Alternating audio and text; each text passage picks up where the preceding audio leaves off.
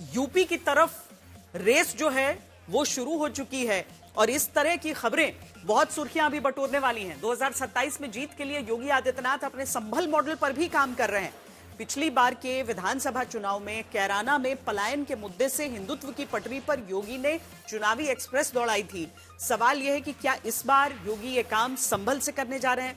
ये संभल ही है जहां से योगी लगातार अपनी सख्त प्रशासक की छवि को चमका रहे हैं। वहीं बुलडोजर की ताबड़तोड़ कार्रवाई उनके मॉडल को मजबूती देने का काम कर रही है।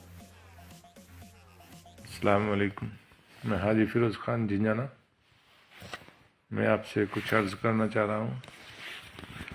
कुछ पुलिस प्रशासन स्टाफ मेरे काउंटर की चाहत रख रहा है। उत्तर प्रदेश में सिर्फ गुनाह करने वाले ही अंजाम से खौफ नहीं खाते, सरकारी जमीन पर अवैध कब्जा करवाने वाले भी कांपते हैं। यूपी में योगी के बुलडोजर का डर इतना कि कब्जाधारी खुद ही कार्रवाई से पहले अपने हाथ से उसे तोड़ने में लग जाते हैं। उत्तर प्रदेश में ब्रांड योगी दो स्तंभों पर खड़ा है। पहला कानून व्यवस्था का बदलाव और दूसरा खुलकर हिंदुत्व की वकालत। योगी आदित्यनाथ अपने इन्हीं दो सबसे बड़े सियासी हथियारों के इर्द गिर्द 2027 की तैयारियों में जुटे हैं, जिसमें संभल को अपने शासन का प्रतीक बनकर दिखाया जाता है। कोई समस्या नहीं आएगी, क्योंकि संभल तो हम सबकी आस्था का प्रतीक है। संभल जैसी सच्चाई को छुपाने की कुत्सित चेष्टा करने वालों के उन गलत मंसूबों को भी ध्वस्त करने का काम करेंगे कि जिन लोगों ने संभल के साथ पाप किया था उनको उसके पाप की सजा मिलेगी। योगी आदित्यनाथ संभल के सहारे विरोधियों को किस कदर खबरदार राजनीति में कर रहे हैं। सबसे पहले उससे जुड़ी 3 तस्वीरें देखिए। पहली तस्वीर संभल के हाजीपुर की मदीना मस्जिद की, जो ग्राम समाज की जमीन पर अवैध कब्जा करके बनी, लेकिन योगी आदित्यनाथ के बुलडोजर के डर से खुद ही रात भर छेनी हथौड़े से लोगों ने इसे गिरा दिया। दूसरी तस्वीर भी इसी गाँव की है, जहाँ सरकारी जमीन पर अवैध कब्जा करके बने मदरसे को प्रशासन ने बुलडोजर से ध्वस्त कर दिया। और बुलडोजर की तीसरी कार्रवाई संभल के ही राया बुजुर्ग में होती है, जहां एक अवैध मस्जिद को मलबे में तब्दील कर दिया जाता है।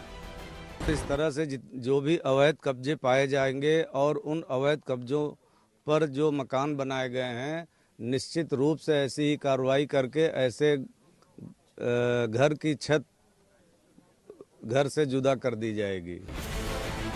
संभल प्रशासन की ये तेवर योगी आदित्यनाथ के सख्त प्रशासन की छवि को मजबूत करते हैं। सरकारी जमीनों पर अवैध कब्जे के मामले में जिस तरह से प्रशासन की तरफ से तेजी से गिरफ्तारियां और बुलडोजर एक्शन होता है, उससे योगी आदित्यनाथ की जीरो टॉलरेंस छवि को धार मिलती है। इसमें संभल योगी आदित्यनाथ के लिए उत्तर प्रदेश की राजनीति में निजी प्रयोगशाला बनकर उभरा है। जितने भी होंगे सब ढूंढेंगे,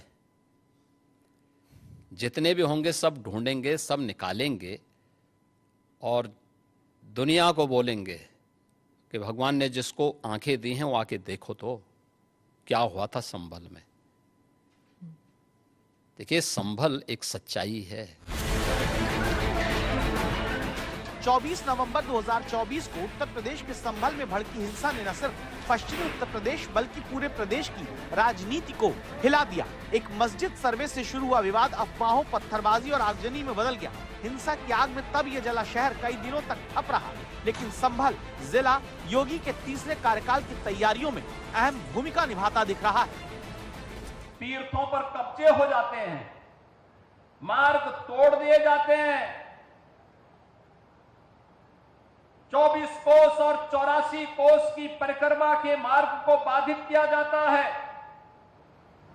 परिणाम एक सच को छुपाने का कुत्सित प्रयास। बीजेपी जहां अयोध्या काशी को राष्ट्रव्यापी सांस्कृतिक मुद्दों के रूप में पेश करती है, वहीं योगी आदित्यनाथ संभल को अपने प्रशासनिक ब्रांड की प्रयोगशाला बना चुके हैं। उनके लिए ये जिला सिर्फ एक सीट नहीं, उनकी राजनीतिक छवि का परीक्षण केंद्र बन चुका है।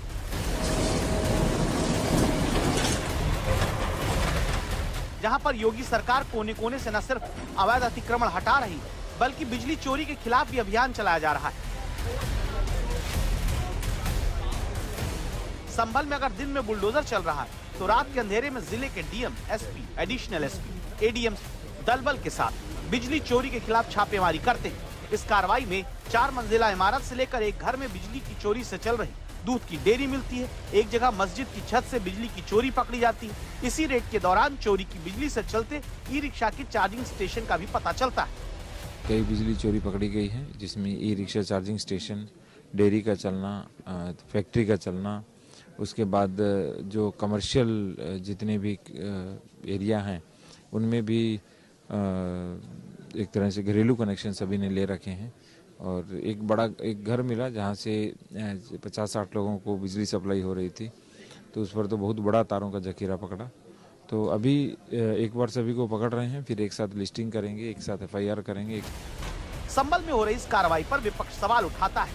वो जानता है कि चुनावी लिहाज से भले ही संभल का असर बड़ा ना हो, लेकिन प्रतीकात्मक प्रभाव बहुत गहरा है। जिस तरह पिछले कार्यकाल में पश्चिम उत्तर प्रदेश के कैराना में लोग योगी के कठोर शासन की मिसाल देते दिखे, इस बार संभल के जरिए भी योगी की कोशिश वही सब कुछ दोहराने की है। कोई घटना बताइए जहां DM बिजली पकड़ने गए हो चोरी की।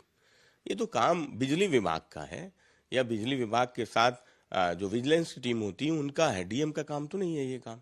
तो DM क्या करने जा रहे हैं? इससे पता चलता है कि आखिर संभल में भारतीय जनता पार्टी की सरकार वो लगातार क्या कर रही है। DM साहब बिजली पकड़ने गए, अब उनके पास दूसरा काम नहीं बचा है तो बिजली पकड़ने नहीं गए, वो वहां पे वोट बैंक पकड़ने गए। तो योगी आदित्यनाथ जानते हैं कि मुस्लिम बहुल संभल के जरिए वो सारे प्रदेश में सुरक्षा और पहचान के अपने सियासी संदेश को फैलाकर तीसरी पारी की रणनीति को ताकत दे सकते हैं। जिस तरह से संभल हिंसा के आरोपी जफर अली ने 2027 का चुनाव लड़ने का ऐलान किया है, वो संभल के सियासी समीकरण बदलने वाला साबित हो सकता है।